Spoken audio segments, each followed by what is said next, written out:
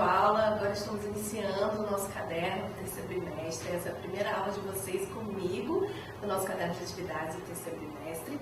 Essa é a aula 27 e eu sou a professora Fabielle, tá bom? Estou aqui do lado esquerdo, do lado direito nós temos o nosso slide com as videoaulas de hoje, tá certo? Eu estou com o cabelo preso, uma camisa cinza, com uma estampa de coração na frente e algumas penas, tá certo?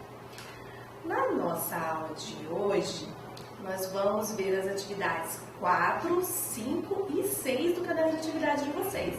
Então, eu preciso que vocês prestem bastante atenção, tá bom?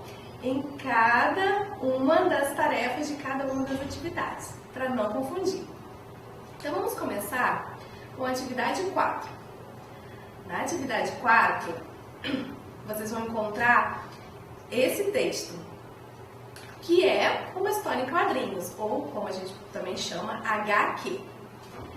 Essa história em quadrinhos, né, ela é da Turma do Pererê. Então, quando a gente pensa em Turma do Pererê, a gente pensa em quem? No Saci Pererê. Então, é uma história da Turma do Saci Pererê, tá certo? Vamos analisar essa história mais de perto. Vamos ver esse primeiro pedaço aí. Então, aqui nós temos o título, Missão Secreta, tá bom? E aí a gente vai entender um pouco dessa história. Então, tem um tigre, uma onça, e ele fala, não acredito. E aí as crianças perguntam, você viu isso? E aí os animais ali embaixo conversando falam, o Geraldinho jogou o sofá na água do rio e pulou em cima. E aí os outros animais começam a comentar que ele tá maluco, que ele não acredita que ele fez isso, ele não sabe que está poluindo o rio, ele não sabe que isso faz mal, que depois que a gente suja, que polui, é difícil poder tirar essa poluição. Então a gente tem uma conversa entre animais.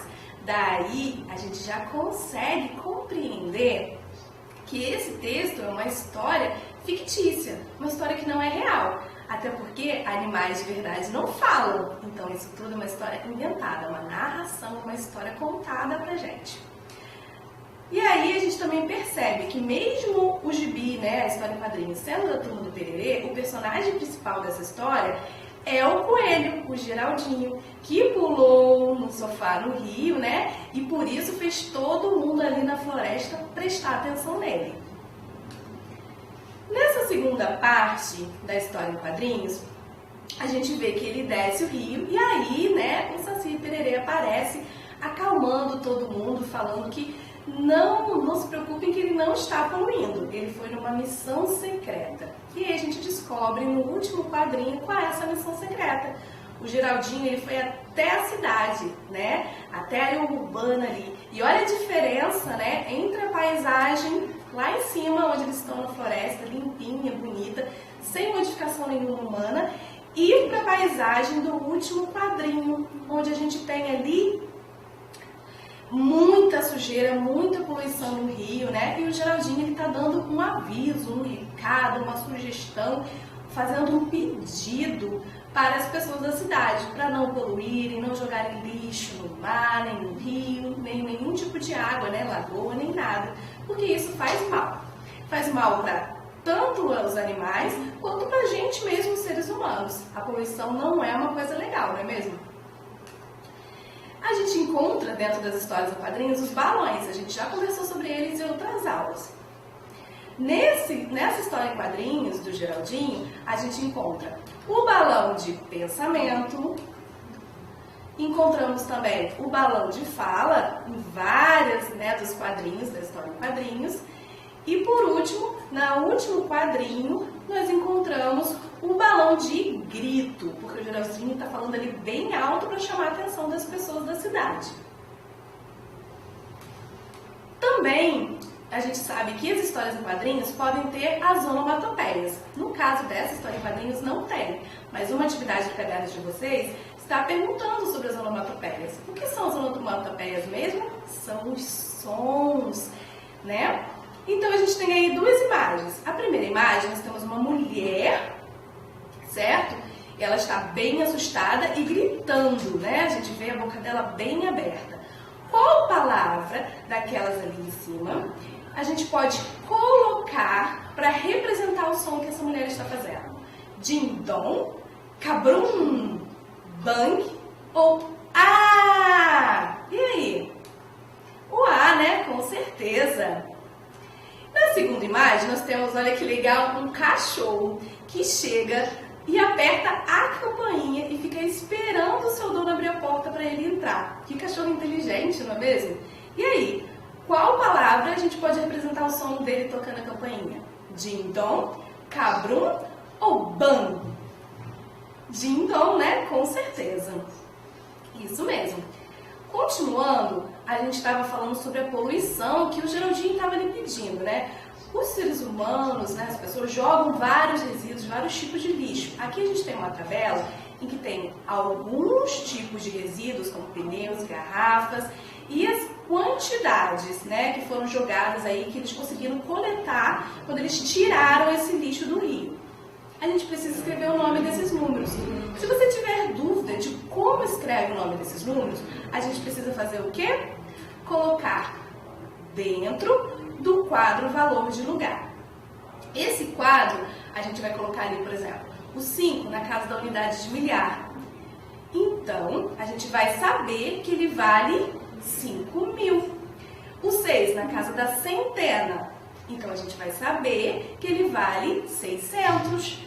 O 5 na casa da dezena. Então, a gente vai saber que ele vale 50. E aí, a gente vai unir todos esses valores e formar 5.650, certo? E aí, a gente vai conseguir escrever ele ali. Vocês podem continuar fazendo aí a atividade de vocês. Uma outra coisa que a gente precisa ver nessa tabela, tá? É qual é o tipo de lixo que foi mais recolhido? Qual que tem maior quantidade? As latas, certo? E qual que teve menos? Os chinelos, isso mesmo. E a gente também tem que organizar todas essas quantidades em duas maneiras diferentes, na ordem crescente e na ordem decrescente. A gente já estudou isso, então para lembrar, a ordem crescente é do menor para o maior e a ordem decrescente do maior para o menor, diminuindo, fazendo o contrário, tá certo? Então vamos prosseguir agora com a atividade 5, ok?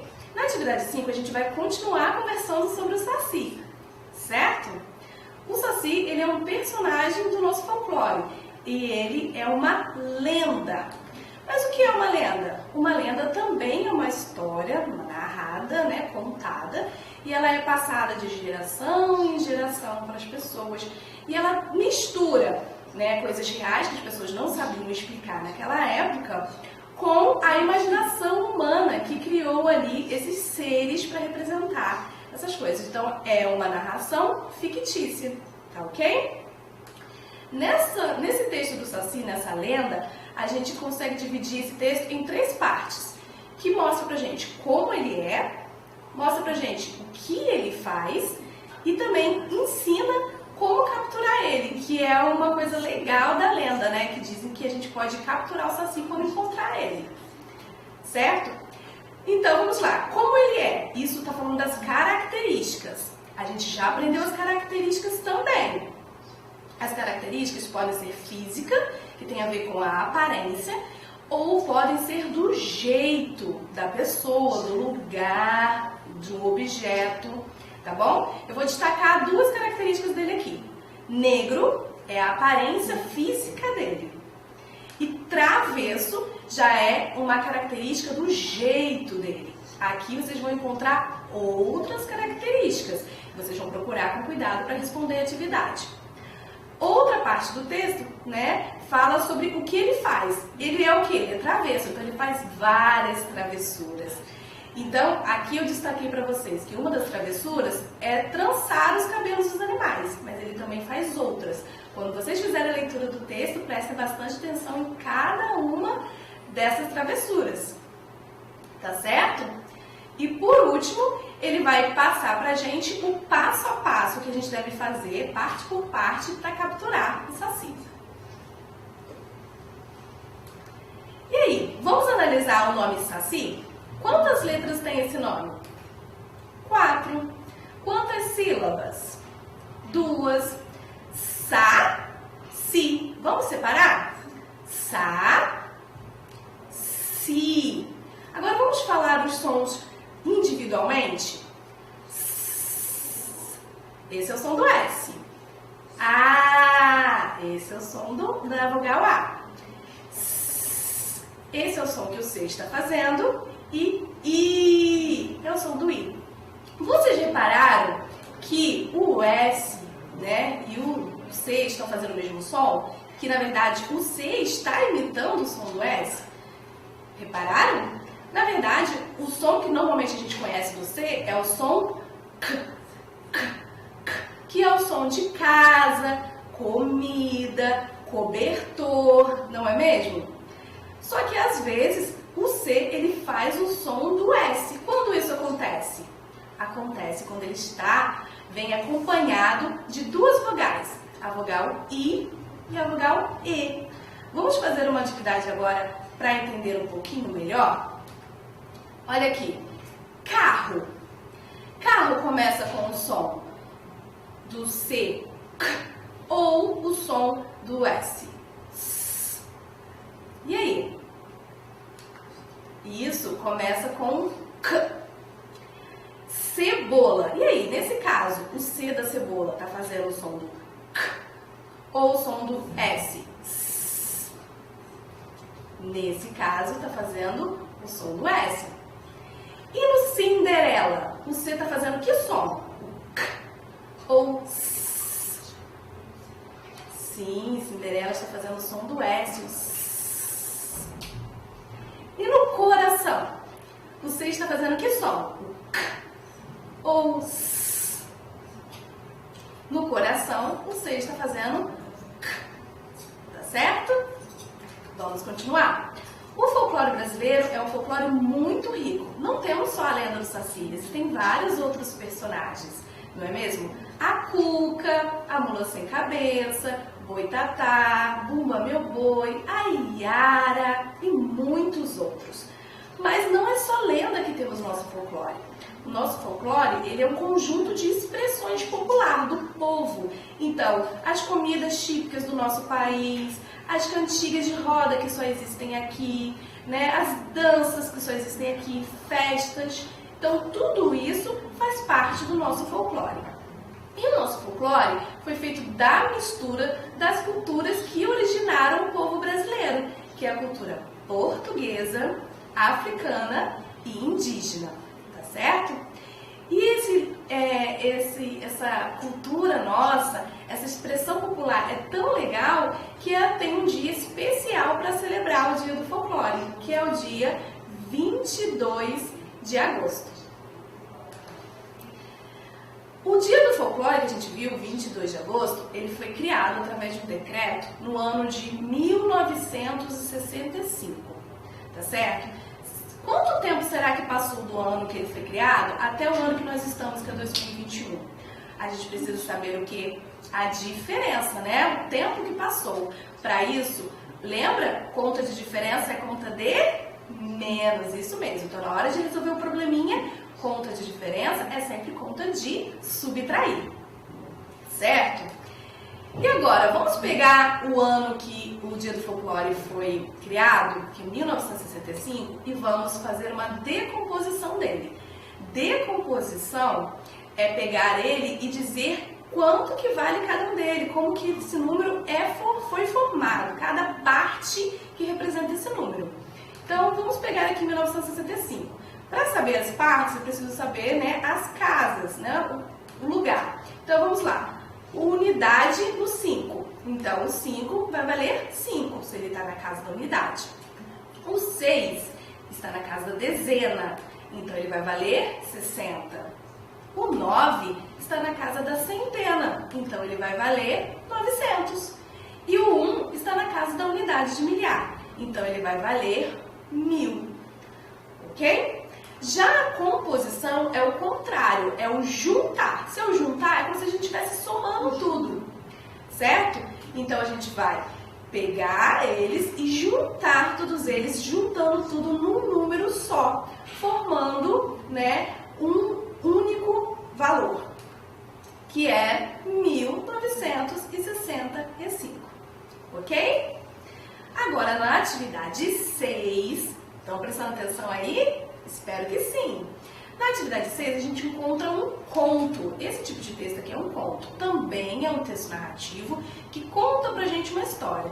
Nesse conto aqui, a gente vai ver a história da menina que desenhava. Que menina é essa? É a Isabela. Então, a Isabela morava numa cidadezinha do interior e ela gostava muito de desenhar a paisagem da sua cidade, que era muito bonita. Mas com o passar dos anos, o tempo, né, a cidade foi se desenvolvendo e foram aparecendo indústrias, fábricas, e o ser humano foi modificando essa natureza que ela tinha ali. E aí, para ela não esquecer como que a cidadezinha dela era bonita, ela começou a desenhar tudo que ela lembrava daquela natureza colorida. Certo? Então vamos lá. O texto narrativo, esse texto que a gente acabou de ver, ele é um texto que tem um narrador, que é uma pessoa que conta a história pra gente. Esse narrador, ele pode ser o observador, aquele que vai contar pra gente a história de uma outra pessoa, ou ele pode ser o narrador personagem, que é aquele que participa da história. Vamos ver um exemplo aqui para vocês poderem compreender melhor. Quando eu falo narrador observador, eu estou falando de quem? De quem está contando a história de outra pessoa. Por exemplo, João andava pela rua quando de repente tropeçou num pacote. Então, quando eu estou falando isso, eu estou falando de outra pessoa. É como se eu estivesse contando a história de um amigo meu. Então, eu vou ali e vou contar essa história observando o que outra pessoa viveu. Tá bom? Eu vou ser o autor da história, mas contando uma história de uma outra pessoa. Já no caso do narrador personagem, ele tem que fazer parte da história. Ele tem que estar ali. Então, vai estar contando a história dele também. Vou ler um pedacinho ali do início. Quando avistei-a sozinha na arquibancada da quadra, percebi que era a melhor oportunidade para definitivamente conhecê-la. Quem é que percebeu? Eu. Quem é que viu ela sozinha? Eu. Então, eu mesma estou ali contando a minha história. Então, é como se eu estivesse escrevendo a minha própria história e mostrando para as pessoas, falando de mim mesma. Ok? A gente vê, então, na história da Isabela, nesse conto dela, que a gente tem o ser humano, quando ele começa a modificar a paisagem, ela passa por um processo de transformação. Tá ok? Então, quando o ser humano não mexe, a gente tem o quê? A gente tem igual nessa primeira figura aí. A gente tem só árvores, natureza intocada. A gente tem uma paisagem natural. Certo? Quando o ser humano começa a construir, mexer nela, abrir ruas, estradas, construir casas, aí ela começa a ser modificada, transformada pelo homem. E aí, quando ele começa a transformá-la, ele pode transformar ela ou numa área rural ou numa área urbanizada. A área rural é aquela que a gente pode ver até a segunda fileira ali das figuras, onde não tem um asfalto, não tem carros e veículos. É um espaço que foi modificado pelo ser humano, mas ele ainda tem contato com a natureza, preserva elementos da natureza. Já nessa última fileira, a gente vê que as ruas foram asfaltadas, que tem muitos fios, quase a gente não vê mais natureza, tanto que na última figura a gente não vê mais nem a árvore, não é mesmo? Por quê? Porque o homem já transformou ela totalmente e virou uma área urbanizada, muito industrializada. Tá certo? Então, nessa parte da atividade, vocês vão relembrar o que já aprendemos nas aulas 4 e 5. Aqui nós vemos o desenvolvimento, né, as transformações que uma paisagem do nosso estado do Rio de Janeiro sofreu. Né? Aqui nós temos o ano de 1580, depois como que ele estava em 1750, depois em 1840 e por último em 2002. Então a gente consegue ver ali a transformação de como que essa cidade foi transformada e cresceu e se modificou pelo homem. O que vocês vão fazer aqui? Vocês vão utilizar esses números para poder relembrar aquelas funções de matemática que a gente já viu. Ordem crescente, ordem decrescente, os números que valem mais, os números que valem menos, decomposição, tá bom? Sempre com muita atenção. Eu espero que vocês tenham gostado da aula de hoje. Não esqueçam de curtir e a gente se vê na próxima. Obrigada. Tchau, tchau.